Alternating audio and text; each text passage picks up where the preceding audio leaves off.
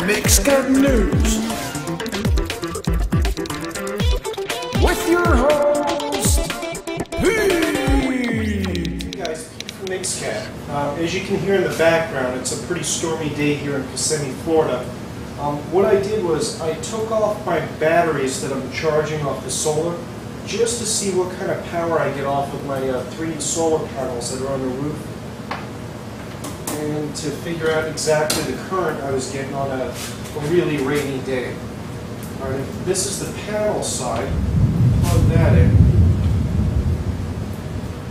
I'm getting pretty steady, about 12.5 DC. On the charging side,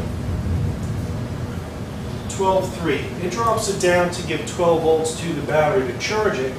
I have my DC servo motor on the top here, and I'm going to plug it in, and this guy takes, I want to say about a ½ amp or so, maybe a little bit more. I'll put the spec on the video so you guys can see that. But if you look at the top, you probably hear it. It spins the motor pretty good with ease. And this is directly from the rainy day outside. I'd say probably about 30% of the full light that it should need to generate maximum power.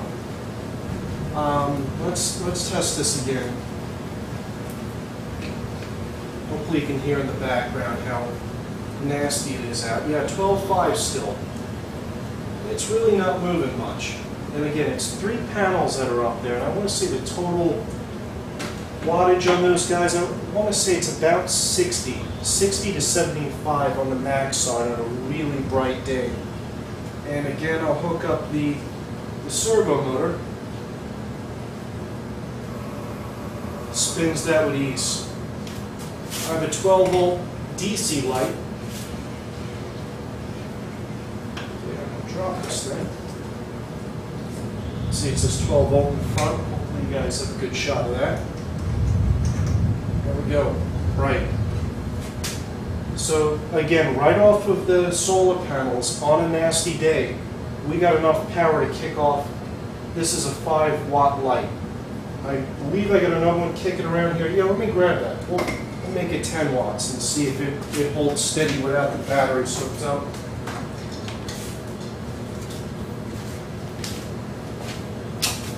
Pop this one in.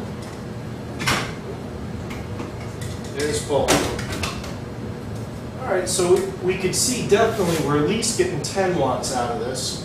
No problem. And again, that's no batteries hooked up. This is directly from the solar on a rainy day. So, very viable solution for power.